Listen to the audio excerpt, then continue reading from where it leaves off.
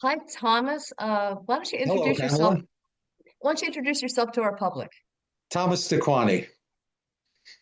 And do you want to tell us, well, today's topic is how you came upon the path of soul freedom. Do you want to describe that?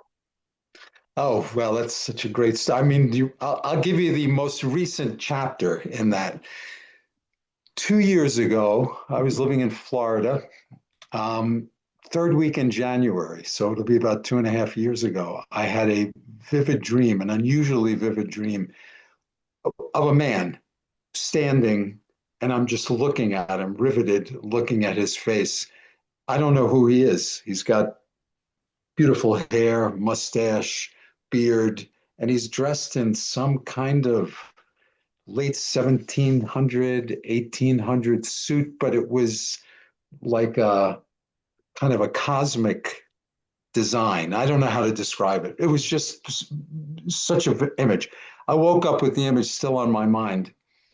And I just so happened to have a call scheduled with a woman in my area that was doing a spiritual kind of work that I had come upon that I wanted to know more about. So I called her up and I said, listen, I want to know all about your work. But before that, could I just tell you this dream? You're the first person I'm talking to. I described this man to her, and immediately she said, oh, that's Saint Germain. Now, I didn't know it was Saint Germain. I grew up Catholic. I studied the saints.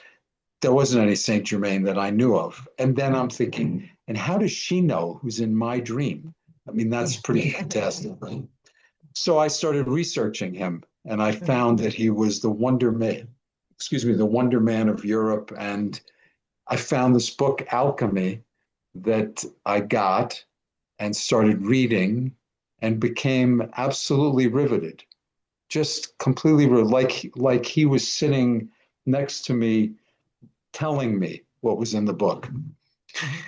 So I immediately, there was a card, and it's funny because we're studying Saint Germain alchemy book now in a book study here, and I came upon the page where the card was.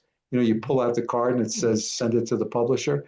I sent the card to the publisher. I said, I don't know who you are or what you're doing. I've never heard of you or Saint Germain before, but if this is what you're doing, then I want to support it. And I sent in $100 check, which I've never done before in my life. Like I just wanted to give to this, whatever it was. So I also I got a call back from Sherry Cameron, who's one of the keepers of the flame here at the ranch, and she said basically she left. I still have the message on my phone. She said basically, "Thank you very much for the contribution. We appreciate it. We're thrilled that you love the book." And basically, the rest of the message was, "And there's a lot more." Which I had no idea really what that meant at that time. There's a lot more. So we started talking, and in pretty rapid order, I became a keeper of the flame. And I attended the Elohim conference. This was 2 years ago, Easter, online.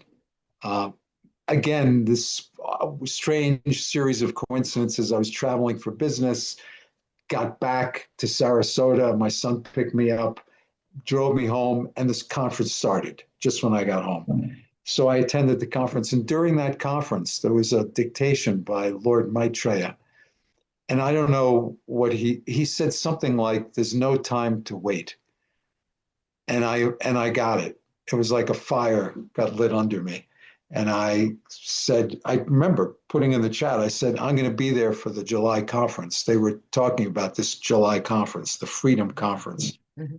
Um, was also my first dictation was Cyclopeia, which was amazing. But so I came. I said I'll come early and help set up, and I'll stay afterwards and help clean up. And I came several days early, and the conference began. And by the second day of the conference, I was in El Moria's chapel, and I walked up to Paula Kehoe, who was one of the she and Carla Healy were leading the Essentials program, and I said to her, Paula, I think I need to be here. It was dawning on me. Mhm. That expression never had so much meaning as in that moment when Mhm. I was realizing something. Mhm. And part of it was that I needed to be here. I thought it was going to take me several months. I had to go back to Florida, wrap up my life, make sure my kids didn't think I had completely lost my mind, and, made sure things were in order. Mhm. And I told people, I said, I'll be back. And I could tell they were skeptical because I'm sure there's a lot of people that are filled with the light of being here. And they say, I'm going to come back here. And whatever happens, they don't make it. So people were saying, they were introducing me. This is Thomas Taquani. He thinks he might come back here. And I would just say, no, no, I don't think I'm coming back here. I'm coming back here. I went back home, and what I thought was going to be 2 or 3 months turned out to be 3.5 weeks. 3.5 weeks. And I had a whole week of work in there too. So it was really 2.5 weeks. My son said, you seem like you're in a big hurry. I said, I'm just trying to keep up. There's this energy that's propelling me, and I'm doing everything I can to keep up. So I moved here without knowing what I would do. And, I had talked to people, and they got to know me and know about my professional work and my skills and my long history of a kind of spiritual journey that I've been on. And so I moved here, and I've been here now since August 8th is when I arrived here on the birthday of the Summit Lighthouse, the day of the beginning of the last year of the last dispensation. Mhm. So it has been an astounding journey. I feel like I am home in the deepest sense of that. Everything I've pursued, my rich, deep connection to Jesus, growing up Catholic, devout, altar boy, prefect of the Sodality of Mary in high school. I'm looking at a picture of the Holy Family that I found in the ranch office. Uh, but then, long years of study of yoga, meditation, Eastern and Western philosophy, and it's all come together here. All of it has come together. So it is the most amazing part of my journey, the richest part. I told somebody the other day, I said, the biggest problem I have here, they said, what I said, I cry a lot. I'm moved to tears by the joy and the gift of this life and the richness that's opening up. I have a beginning understanding of what the phrase "we ascend daily" means because I decree, pray, do the rosary, read, study, lead discussions, and it feels like every day I'm getting closer and closer to God and closer to that divine reality in me that is God, one with God.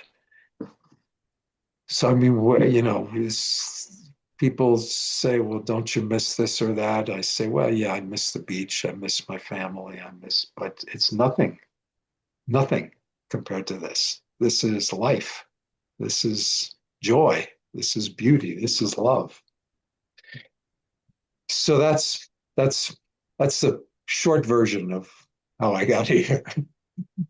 So how would you, if someone is interested in what you're saying, how do they get what you get? How do they find it? Where is here that you found?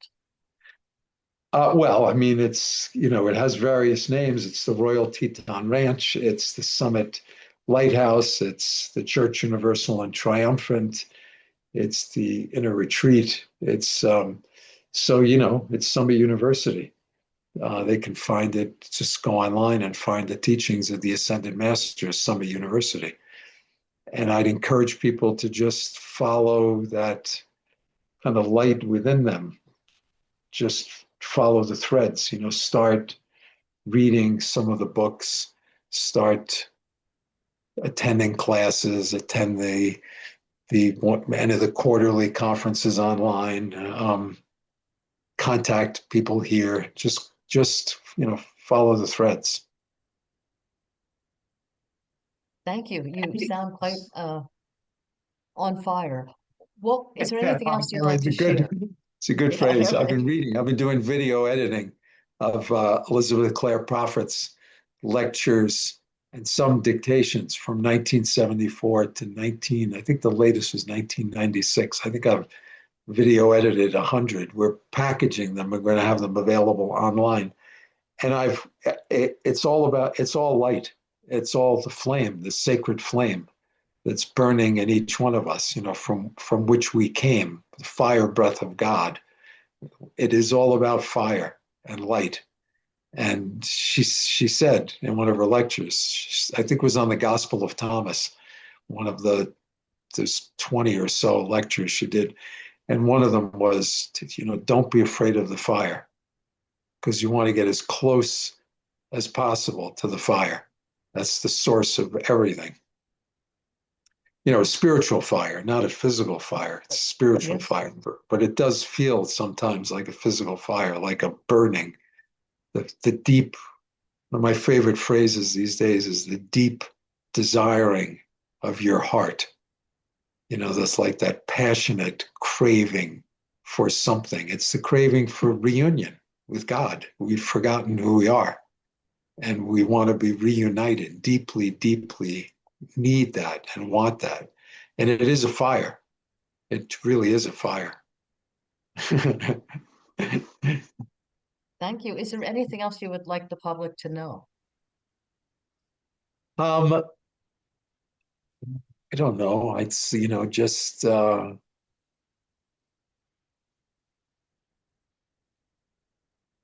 world is full of noise, and it's all a distraction. Time you feel discouraged or self-critical or have doubts or fears or criticisms of yourself or other people, that's all illusion. That's all designed. There are forces that are doing everything they can to keep us from remembering who we are. So we're in this battle. We're truly in a battle of good versus evil, darkness and light. And tune out the noise. Find a place where you can be quiet and go in yourself. And if you're so inspired, contact us. Read some of the books. Look at some of those things on YouTube. There's um, and tune into that. Just tune into that. That's true. That's right. That's good, and that'll guide you. Well, I am so grateful that you found the path. And Oh, me too. yeah, any last words? No, thank you for this. This is a wonderful thing you're doing. It's I'm thrilled to participate. Thank you for inviting me. I'm humbled by this path and people who have been walking on it for far, far longer than I have, decades that have paved the way. So thank you very much for this. I appreciate it. You're welcome, and God bless you. God bless Thank you on you. your path. And you, Pamela. Thank you.